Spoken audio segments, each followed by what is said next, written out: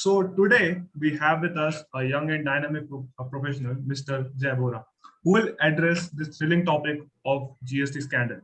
Mr. Jay Bora is a chartered accountant and has secured an All India rank 3 and has completed his CFA from the US. He is an experienced young GST professional with years of expertise in the field of finance.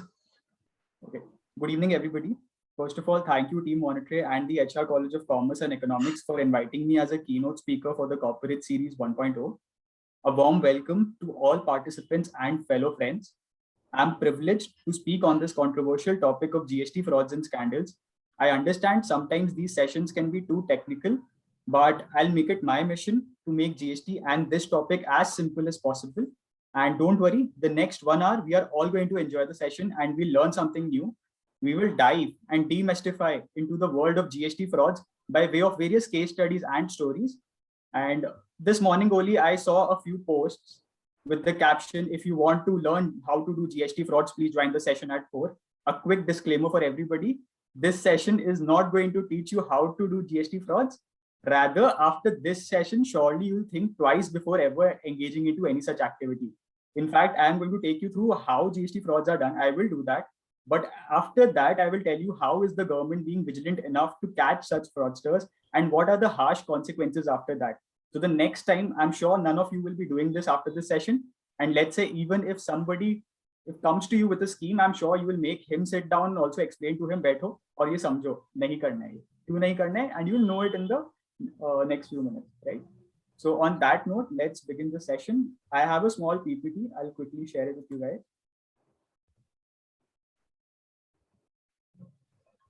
Let me know once you can see the screen. Yeah, it's visible to me. All right, perfect.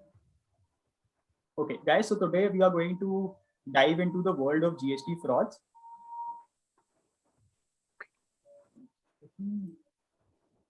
Yeah. Now, every other day, if you read the newspapers, every other day you will notice one or the other news article on some GST fraud. Now, the problem with GST frauds is that it is widespread throughout the nation. In fact, yesterday only I was reading about 2 such news articles. One was in Mumbai, a 200 crore GST scam, and another was in Ahmedabad, a 120 crore GST scam. I mean, the main difference. So let's look at the Enron scam or the Satyam scam, right? Whenever we hear about the word scams or fraud, these are the two to three companies that come in our mind. But what is the major difference between GST scams and those particular scams? Those scams are really huge in their quantum, right? But the occurrence is really low. But when you look at GST scams, the occurrence is also quite high, while the financial amount involved in those scams are also really high, right? Now, in fact, the government, the Ministry of Finance had released 2 press releases just recently. In one press release, it said that over 35,000 crores of scam had been busted by the government in the last financial year, and it was spread across 8,000 cases.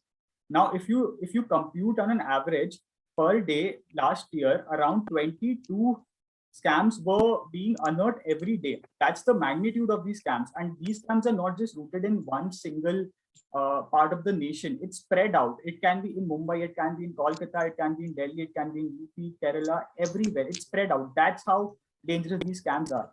In fact, even for this particular financial year, in Q1, the government has released that till now they have been able to recover more than 1,900 crores of such tax evasions. So that's how large the magnitude is. Now, have you ever wondered, like in this, whenever you see the news articles, ज़्यादा से ज़्यादा क्या लिखा होता है? उसमें लिखा होता है who is doing the scam, उसका name होता है, कितना quantum involved है वो होता है, और खाली बताते हैं कि GST bill का scam हुआ है. But how is it done practically? Have you ever wondered, मतलब कभी वो inquisitiveness आया कि how are the GST frauds being done? How are the transactions structured in the real world?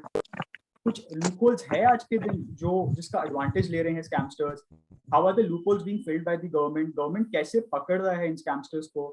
And the main important thing, what is the consequence when these scamsters are caught? Now, the problem with scamsters is that they have half knowledge of the law. Because they have half knowledge, they only know about the loopholes. They don't know कि government कैसे उनको पकड़ेगा और क्या consequences है. अगर उनको ये पता चल जाएगा ना, 90% of the scams will vanish from the nation. कोई नहीं करेगा. And just my disclaimer, after this session also, I'm pretty sure none of you will indulge into fraudulent practices. And कोई आपके पास आएगा भी ना, I'm pretty sure आप भी उसको यही समझाओगे.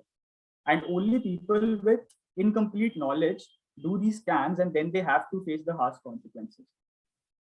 Now, before beginning with and getting into the details of the scam, it is very important for all of us to understand what is GST. ये बिना समझे, I don't think none of us will be able to understand how the scams are being done. Now, the concept of one nation and one tax was brought in by GST. What is one nation, one tax? अभी GST के पहले there used to be numerous tax laws. Excise duty होता था जो manufacturing of goods पे लगता था. VAT होता था जो sale of goods पे लगता था. There was service tax which used to be levied on the provision of services. तो कोई भी business house को different laws के साथ comply करना पड़ता था और हर एक law के बारे में जानकारी रखना पड़ता था. Now came GST. It changed the entire narrative. So GST is a relatively new law. It was introduced just 4 years back in 2017. Now, what is GST? Goods and Services Tax. It's, as the name suggests, it's a tax on the sale or the supply of goods or services. सारे जितने goods और services जो पिछले regime में multiple taxes में जाते थे, वो अब एक single tax के अंदर आ गए. And these taxes are levied by only those who are registered under the GST law. एक certain threshold होता है, अगर आपका turnover उसके ऊपर जाता है, तभी आपको GST charge कर सकते हो सामने वाले से. Otherwise, you can't take the. Now, let me explain how the GST transaction works by an example. Let's assume Adidas. Adidas is a bag manufacturer, right? To manufacture the bag, it requires certain raw materials. So it buys raw materials like clothes, chains, leather from a purchaser named Cosmos Traders. Cosmos Traders charges around 550 rupees from Adidas for all these materials. और उस पे 18% GST charge करता है और Adidas उसको payment कर देता है. अभी कॉस्मोस क्या करता है, जो जीएसटी अमाउंट उसने लिया है एडिडास से, वो कॉस्मोस ट्रेडर्स एडिडास से कलेक्ट करता है और गवर्नमेंट को पे कर देता है. So it pays the 100 rupees GST to the government जो उसने एडिडास से कलेक्ट किया. नाउ एडिडास मैन्युफैक्चरिंग के लिए उसके पास रॉ मटेरियल आ गया. अब एडिडास अपना कुछ लेबर यूज करेगा, कुछ उसके अदर एक्सपेंसेस होंगे, अपना प्रॉफिट मार्जिन ऐड करके वो फाइनल प्रोडक्ट जो है कंज्यूमर को सेल करता है एट 1000 रुपीज. अब उस पे वो जीएसटी चार्ज करता है 18% रुपया, 18%. सो वो कस्टमर से 1000 प्लस 18% जीएसटी चार्ज करता है. बट उसका गवर्नमेंट का क्या है, under indirect taxation. GST is an indirect taxation. In indirect taxation the government gets the tax on the final value of the product. जो कस्टमर के पास जाता है प्रोडक्ट, उसका जो वैल्यू होता है उतना टैक्स गवर्नमेंट को मिलता है. सो फाइनल वैल्यू यहाँ पे 1000 है, तो गवर्नमेंट को 1000 पे जो 18% है टोटल इतना ही मिलना चाहिए इस ट्रांजैक्शन पे, इस एंटायर ट्रांजैक्शन चेन में. तो एडिडास गवर्नमेंट को क्या बोलता है कि देखिए मैंने तो 100 रुपए कॉस्मोस को दिया था जीएसटी, उसने आपको पेमेंट भी कर दिया, तो अब आपको तो 180 मिलना है खाली. So I will pay you only 80 rupees. वो बोलते हैं, एडिडास का ये कंटेंशन है कि मैंने वो 100 रुपीज कस्टमर्स, आपको तो कस्टमर से टैक्स मिलना था, तो मैंने एक बार कस्टमर के बिहाफ में 100 रुपीज कॉस्मोस को दे दिया. तो 100 रुपीज जो कस्टमर मेरे को इस 180 में जो 100 रुपीज है वो मैं अपने पास रखूंगा रीइंबर्समेंट के तौर पे, और 80 रुपीज जो एक्स्ट्रा मैंने कलेक्ट किया कस्टमर से वो मैं आपको पेमेंट कर दूंगा. Now this is the concept of input tax credit. It's a technical term, but ये जानना बहुत इंपॉर्टेंट है बिकॉज आइडियली जीएसटी स्कैम्स को आईटीसी स्कैम्स भी बोला जाता है, बिकॉज यहाँ पे जो मेजर स्कैम्स होते हैं वो सब आईटीसी के रिलेशन में ही होते हैं. आईटीसी क्या होता है? It's a deduction. Now, let me explain in a simpler term. Let's look, we are all commerce, we all are from commerce background, right? So let's look at a P&L statement. आपका sales हुआ है 1000 का, purchases है 550 का, तो आपने कितना value add किया? 1000 माइनस 550, राइट? आपने 450 का वैल्यू ऐड किया यहाँ पे. तो एडिडास यही बोलता है कि मैं अपने वैल्यू एडिशन पे ही टैक्स पे करूंगा आपको. तो मैंने यहाँ पे 1000 का मैंने सेल किया है, परचेजेस मेरा 550 है, इन दोनों पे जितना जीएसटी है उसका जो नेट ऑफ करके आता है मैं सिर्फ आपको वही पेमेंट करूंगा. और क्योंकि मैंने 100 रुपीज ऑलरेडी कॉस्मोस को दे दिया है, मैं उसका एक क्रेडिट लेता हूँ, एक डिडक्शन लेता हूँ अपने पास. तो that's where the concept of ITC comes, input tax credit. It's a tax on your inputs, on your purchases, and 180 is output tax. It's a tax on your sales, right? तो government का इसमें कोई loss नहीं है. A lot of you might feel कि अरे Adidas को 100 rupees रख लिया अपने पास उससे कलेक्ट करके, तो गवर्नमेंट का तो लॉस हो गया. गवर्नमेंट का कभी लॉस हुआ ही नहीं. गवर्नमेंट को 100 रुपीज पहले ही मिल चुका है और उसको एडिडास 80 रुपीज जो एडिशनल वो अपना वैल्यू ऐड कर रहा है उस पर 80 रुपीज पे कर रहा है, तो गवर्नमेंट को टोटल 180 ही मिल रहा है. The government is getting the entire tax on the final value. Now why is GST called an indirect taxation? अभी टैक्सेशन में दो टाइप के टैक्सेशन होते हैं, एक डायरेक्ट टैक्स होता है, एक इनडायरेक्ट टैक्स होता है. डायरेक्ट टैक्स हो गया आपका जैसे इनकम टैक्स, वो आपके ही इनकम पे लगता है, आप पे ही लेवी होता है और आपको अपने पॉकेट से ही पे करना होता है. अल्टीमेटली वो आपके ही पीएनएल में आपका हिट करता है वो. बट इनडायरेक्ट टैक्स में क्या होता है, गवर्नमेंट को कस्टमर जो फाइनल जो पर्सन पे करता है उसे इनडायरेक्टली टैक्स मिलता है. कैसे मिलता है? इसी ट्रांजैक्शन को देखिए आप. कस्टमर 180 रुपीज एडिडास को पे करता है जीएसटी का. एडिडास उसमें से 100 रुपीज कॉस्मोस ट्रेडर्स को पे करता है वाइल परचेजिंग द गुड्स. और जो कॉस्मोस ट्रेडर्स है वो 100 रुपीज गवर्नमेंट को डिपॉजिट कर देता है. और एडिडास जो वैल्यू ऐड करता है उस पर 80 रुपीज वो गवर्नमेंट को पे करता है. तो जो 180 है वो गवर्नमेंट को कस्टमर से ही मिल रहा है, बट वो indirectly through Adidas and Cosmos traders मिल रहा है. So because the government is getting the tax indirectly through Adidas and Cosmos traders, that's why this particular entire arrangement, this entire taxation system is known as indirect taxes. So the government is receiving the entire tax on the final transaction of rupees 180 from the consumer indirectly. That's why it's called indirect tax. Now, एक और चीज समझना important है scams के लिए specifically is the return structure जो compliances होते हैं जीएसटी के अंदर. अभी Cosmos traders, let's look at the first transaction जो कॉस्मोस ट्रेडर्स और एडिडास के बीच में हुआ था. एडिडास ने कॉस्मोस ट्रेडर्स से परचेजेस किया, ठीक है, ये सारे रॉ मटेरियल्स का. तो कॉस्मोस के लिए तो सेल हुआ ये और एडिडास के लिए परचेजेस हुआ. तो कॉस्मोस ट्रेडर्स गवर्नमेंट को बताता है कि मैंने एडिडास को 550 रुपीज का सामान बेचा है एट 18% जीएसटी. ये वो अपने एक रिटर्न में डालता है जिसको हम बोलते हैं GSTR 1 return, a return for your outward sale. अब वो जीएसटीएन नेटवर्क में डाल देता है ये रिटर्न पे. नाउ वो जीएसटीएन जो जीएसटीएन नेटवर्क है, जीएसटीएन पोर्टल है, आईटी एक वेबसाइट है वो, उसका आईटी इंफ्रास्ट्रक्चर के थ्रू जो भी कॉस्मोस ट्रेडर्स ने एडिडास के बारे में गवर्नमेंट को डिक्लेयर किया है वो ऑटो जेनरेटेड एक स्टेटमेंट एडिडास के पास भेजता है कि कॉस्मोस ट्रेडर्स ने बताया है कि आपने उनसे ये सारे परचेजेस किए हैं and that's why you are eligible to take ITC. आप उसका 100 रुपीज का इनपुट टैक्स क्रेडिट ले सकते हो. और ये इसके जीएसटीआर 2B स्टेटमेंट में आता है, ऑटो जेनरेटेड. और कॉस्मोस ट्रेडर्स 100 रुपीज गवर्नमेंट को पे करता है through GSTR 3B, which is another return जिसमें जीएसटी का पेमेंट होता है इस रिटर्न में. तो गवर्नमेंट, और ये जो डेट है, तो जीएसटीआर 1 हम भरते हैं 11th ऑफ द मंथ को, नेक्स्ट मंथ को. GSTR 2B 13th of the next month आता है और जीएसटीआर 3B 20th को आता है. सो क्योंकि ये 13th को आ रहा है और हमें पता ही नहीं है कि वो कब पेमेंट करेगा, तो गवर्नमेंट एडिडास को 13 को ही अलाउ कर देता है, प्रोविजनल बेसिस पे अलाउ कर देता है कि ठीक है, ऑल्दो कॉस्मोस से मेरे को अभी तक पेमेंट मिला नहीं है but I am assuming Cosmos is a honest tax payer. तो एडिडास को बोलता है कि ठीक है, आप क्रेडिट ले लो इसका प्रोविजनल बेसिस पे एंड आई एम अज्यूमिंग कि वो पेमेंट कर देगा. बट जीएसटी लॉ में एक ऐसा प्रोविजन है जो बोलता है कि जब तक कॉस्मोस ट्रेडर्स गवर्नमेंट को पेमेंट नहीं करता तब तक एडिडास को इनपुट टैक्स क्रेडिट का एलिजिबिलिटी नहीं मिलता है. वो प्रोविजनल बेसिस पे ले लेता है बट फाइनली उसको तभी मिलेगा जब सामने वाला गवर्नमेंट को पेमेंट कर देगा. तो in an ideal world everybody is an honest tax payer in an ideal world. तो द गवर्नमेंट अज्यूम्स कि सामने वाला जो कॉस्मोस सप्लायर है वो भी जीएसटीआर 3 में पेमेंट कर ही देगा ultimately. So it allows the ITC to Adidas on a provisional basis. I hope you guys are clear on that. In case यहाँ तक कुछ समझ नहीं आया तो please let me know, because unless यहाँ तक नहीं समझ में आया तो फिर GST frauds भी ऊपर से चला जाएगा.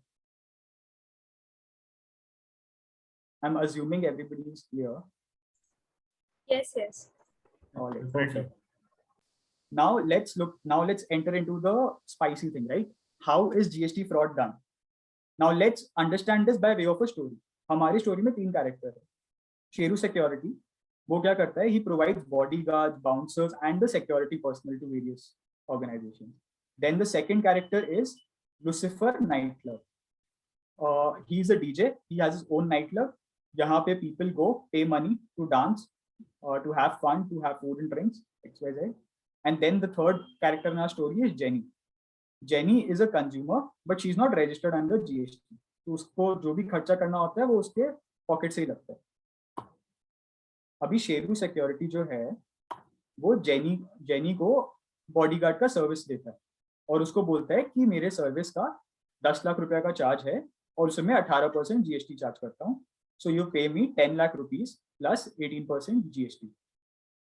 नाउ जेनी उसको बोलती है कि इज देयर एनी वे आप थोड़ा डिस्काउंट दो, तो शेरू उसको क्या बोलता है कि मेरे पास एक स्कीम है, आपको तो कुछ जीएसटी का कुछ करना लेना देना है नहीं, आप तो रजिस्टर्ड हो नहीं, तो मैं क्या करूंगा, मैं आपसे 10 लाख रुपया ही लेता हूँ बट मैं आपको बिल नहीं दूंगा। अगर मैं, वो जेनी बोलेगी नहीं मेरे को बिल तो चाहिए, तो वो बोलता है अगर आपको बिल चाहिए तो मैं आपको 18% जीएसटी चार्ज करूंगा। अब for Jenny the commercially viable option over here is to pay 10 lakhs and not take the bill, उसको बिल का ऐसे भी कुछ करना नहीं है, so she will always choose the second option. 18% उसका बच गया, शी इज हैप्पी, मेरा 18% एक्स्ट्रा आउटफ्लो नहीं हो रहा है। अभी यहाँ पे क्या हुआ है देखिए, यहाँ पे शेरू के पास एक एक्स्ट्रा बिल पड़ा हुआ है, उसने सर्विस दिया है बट सर्विस के लिए बिल रेज नहीं किया है। कोई बिल किसी के ऊपर भी रेज कर सकता है क्योंकि ये सर्विस एलिमेंट है यहाँ पे। नाउ ये कॉन्सेप्ट होता है बिल ट्रेडिंग का, कि ये जो खाली बिल है इसका भी अभी एक वैल्यू होगा इसके लिए, एंड कैसे होगा मैं अभी समझाऊंगा। नाउ अभी हम लोग की स्टोरी में एंटर होता है Lucifer Night club. Now Lucifer Night club is a self made person, उसने खुद से नाइट क्लब स्टार्ट किया, धीरे धीरे करते करते काफी ग्रोथ हुआ, काफी पैसे कमा रहा है, बट उसको एक प्रॉब्लम है, उसको ये दुख है कि उसको जीएसटी पेमेंट बहुत करना पड़ रहा है, उसके पास इतना सारा आईटीसी नहीं है कि उसका जीएसटी पेमेंट कम हो जाए, तो उसको बहुत जीएसटी पेमेंट करना पड़ रहा है। तो वो किसी के पास जाता है अपना दुख लेके, बोलता है कि यार मेरे को कोई स्कीम बताओ जिससे मेरा जीएसटी पेमेंट कम करना पड़े। तो कोई उसको शेरू सिक्योरिटी के बारे में बताता है कि उसके पास एक्स्ट्रा बिल्स पड़ा रहता है, उससे बात कर लो। तो शेरू सिक्योरिटी के पास जाता है, वो बोलते हैं कि कुछ हो सकता है, कोई आपके पास जुगाड़ है। तो शेरू सिक्योरिटी बोलता है पंकज त्रिपाठी की तरह कि हाँ हम कुछ प्रबंध करते हैं, आप चिंता मत करिए। तो Sheru security now advises fixes a certain arrangement for him, वो इसको एक स्कीम बताता है। वो बोलता है मैं क्या करूंगा, मैं आप पे, मेरे पास एक एक्स्ट्रा बिल पड़ा है, मैं आप पे 9 लाख रुपया का एक बिल रेज कर दूंगा, उस पर 1 लाख रुपया जीएसटी चार्ज कर दूंगा आप पे, और आप मेरे को वही चीज बैंक से पेमेंट कर देना। तो लूसीफर बोलता है कि मैं आपको बेवकूफ लगता हूँ, मैं क्यों अपना पेमेंट करूंगा, सिर्फ 1 लाख का क्रेडिट करने के लिए मैं 10 लाख क्यों दूंगा। तो शेरू बोलता है आप समझे नहीं, मैं आप पे बिल रेज कर रहा हूँ, आप 10 लाख रुपए का टोटल बिल इनवॉइस है, आप मेरे को 10 लाख पेमेंट कर रहे हो, बट मैं वो 10 लाख आपको कैश में वापस कर दूंगा, और उसके लिए मैं आपसे 75,000 रुपीज कमीशन लूंगा। तो लूसीफर बोलता है मुझे कुछ समझ में नहीं आया।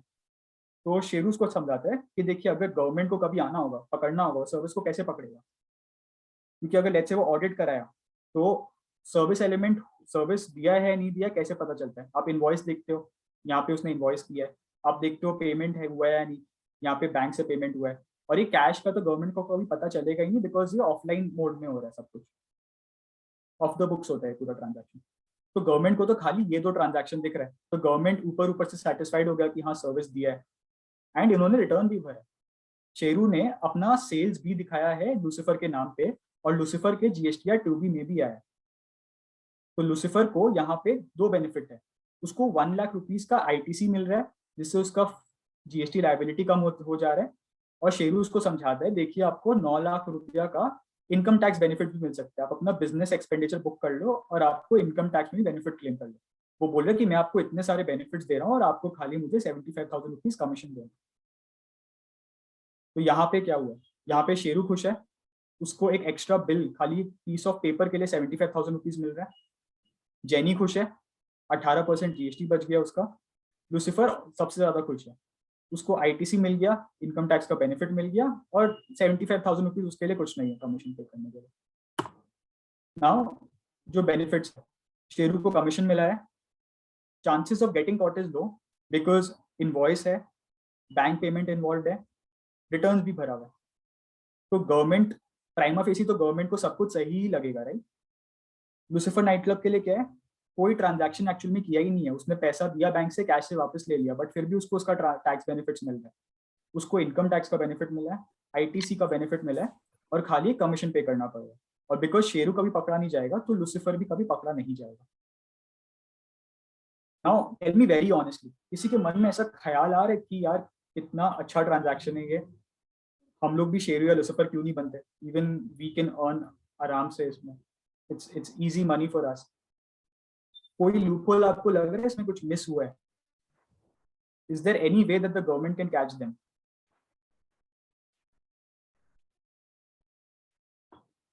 Now let's look at where the problem is. अभी इस पर्टिकुलर केस में सबसे बड़ा रिस्क है शेरू सिक्योरिटी पे, because Sheru Security is not an honest person at all. See, once a fraudster always a fraudster. Sheru Security ने बिल रेस किया है 10 लाख का लूसीफर पे. लूसीफर ने पेमेंट किया है शेरू सिक्योरिटी को बाय बैंक. इसने GSTR 1 भरा है, सेल दिखाया है अपना. इसने GSTR 2 इसके पास आ गया, जिसमें इसका क्रेडिट आ गया, इसने ले लिया. तो गवर्नमेंट जब पहली बार ये ट्रांजैक्शन देखता है तो उसको लगता है कि हाँ ठीक है, सब कुछ, सब एलिमेंट्स मैच हो रहे हैं. सर्विस, अब देखो सर्विस आप कभी जज नहीं कर सकते मिले या नहीं मिला. वो खाली थ्रू दीज ट्रांजैक्शन ही देख सकते हैं कि इनवॉइस है या नहीं है, पेमेंट हुआ है या नहीं हुआ है, रिटर्न में दिखाया या नहीं दिखाया. यहाँ पे सारे जगह टिक मार्क्स है. प्रॉब्लम क्या है? शेरू के साथ प्रॉब्लम है. शेरू ने कभी GSTR 3 भी भरा ही नहीं. तो उसने जो 1 लाख रुपीज का GST भरना था उसको गवर्नमेंट को, उसने कभी गवर्नमेंट को दिया ही नहीं. अब वो गवर्नमेंट को नहीं दिया. और ये एक और क्वेश्चन आप लोग के पे रेज होना चाहिए कि शेरू ने जब जेनी के साथ ट्रांजैक्शन किया था तो जेनी को उसने बताया था कि 18% GST मैंने चार्ज नहीं किया आपको, बट शेरू ने जेनी को झूठ बोला था. उसने वो शेरू हमेशा से ही जेनी से वो 1 लाख रुपीज GST लेके रखा ही था वो हमेशा से, बट उसने सिर्फ झूठ बोला था जेनी को. उसको पता था कि द मोमेंट वो 18% का बात करेगा जेनी से तो jenny will always choose the second option. That's why Sheru always had that 1 lakh rupees GST with him. बस उसको गवर्नमेंट को पे करना था, बट उसने कभी किया ही नहीं. उसका कभी इंटेंशन था भी नहीं पे करने का. क्योंकि उसने गवर्नमेंट को नहीं पे किया तो अब गवर्नमेंट क्या है, शेरू सिक्योरिटी के पास नोटिस भेजती है कि आपका GSTR 1 में आपने दिखाया है सेल्स, बट आपने मुझे GST पेमेंट किया नहीं है, so kindly make the payment. जैसे ही शेरू सिक्योरिटी के पास ये नोटिस आता है, शेरू सिक्योरिटी गायब हो जाती है. He goes underground.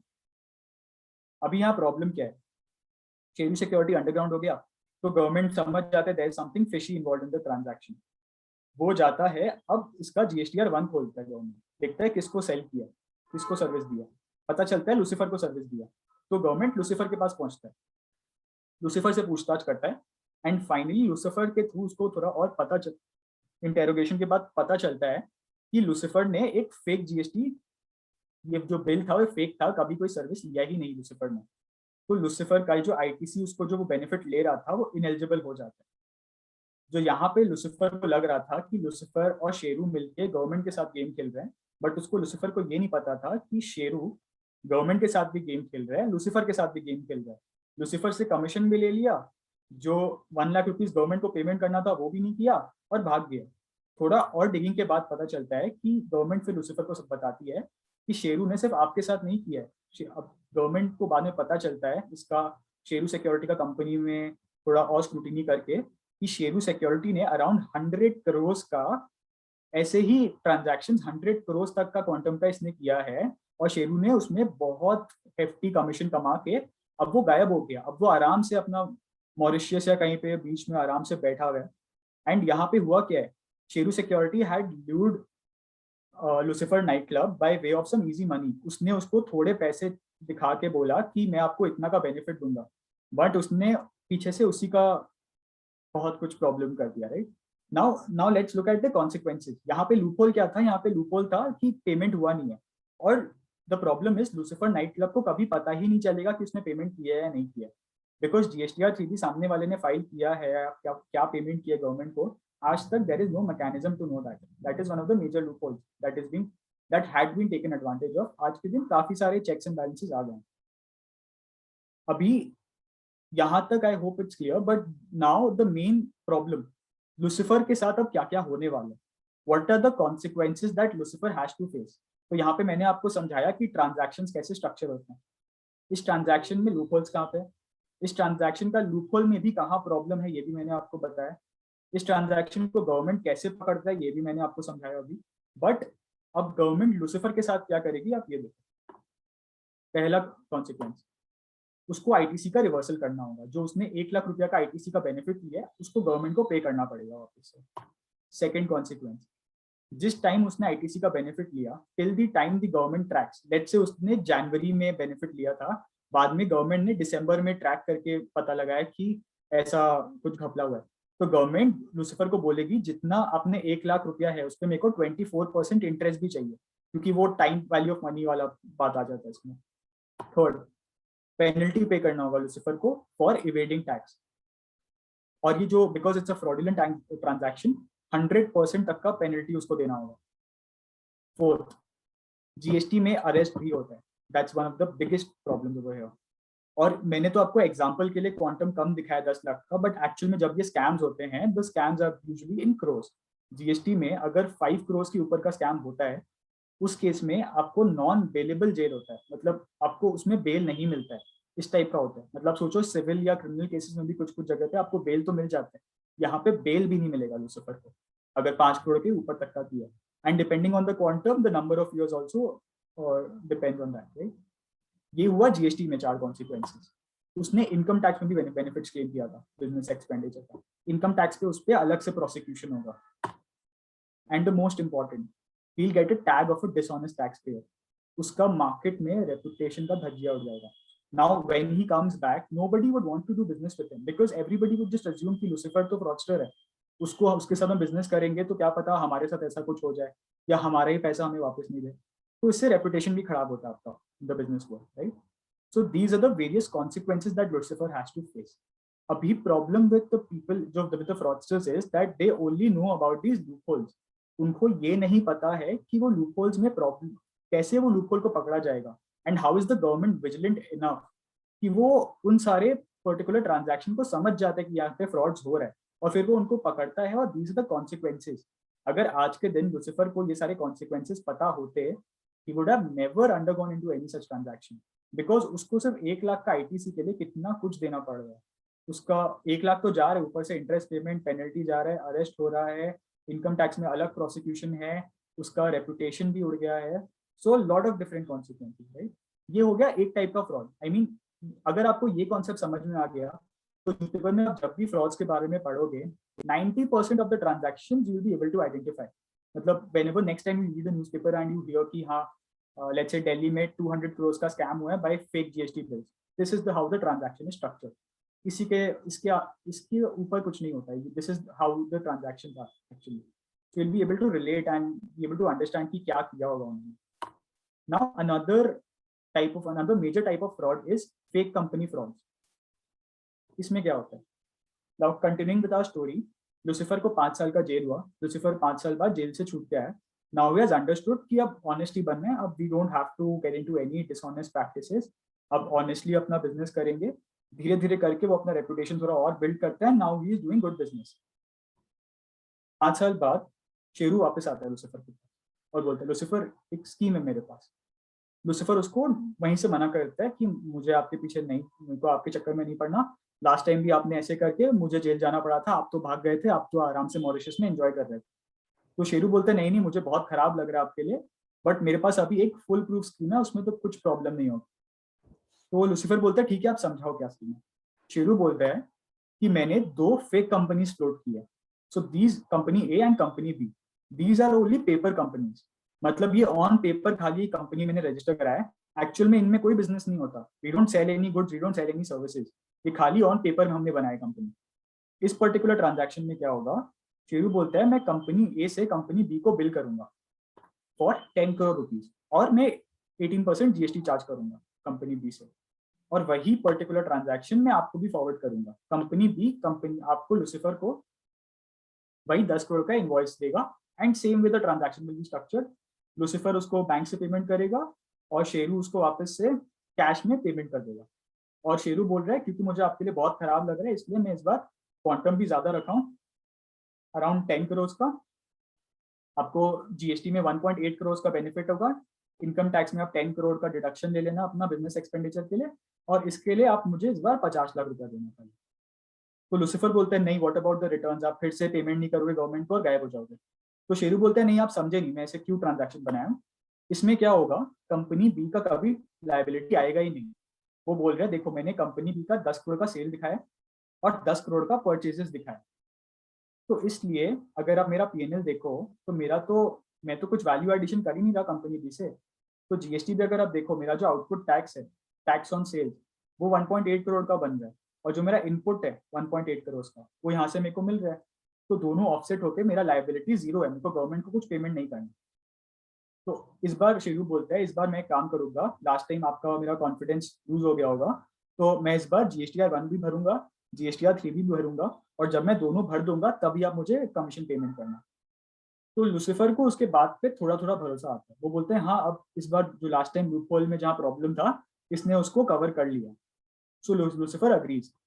लूसीफर बोलता है ठीक है आप तो दोनों भर रहे हो, वो दोनों भर देता है, वो दोनों लूसीफर को भेज देता है, लूसीफर का GSTR 2B में उसका ITC भी आ गया, उसने क्लेम कर लिया now, and he paid the 50 lakh commission to Sheru. This time Lucifer is really happy, उसको लग रहा है इस बार तो मैंने चकमा दे दिया गवर्नमेंट को, कोई तरीका नहीं पकड़ने का, इनवॉइस है, पेमेंट है, और इस बार सारे रिटर्न्स भरे हमने। अभी इस पर्टिकुलर ट्रांजैक्शन में बताओ, ये transaction I think this looks more food proof, right? जो यहाँ पे प्रॉब्लम था GSTR 3B का, that has been filled over here. So ये ट्रांजैक्शन देख के आपको कहीं लग रहा है कहीं पे प्रॉब्लम हो सकता है? Yeah, what about the company A's return? Because they are paying the 10 crores. Exactly. Now, exactly. So this gentleman has got the exact right point. So यहाँ पे the question comes on company A का returns, right? Company A ने GSTR 1 भरा है, उसने दिखाया तभी इसके GSTR 2 में आया, बट कंपनी A ने कभी भी GSTR 3 भी भरा ही नहीं,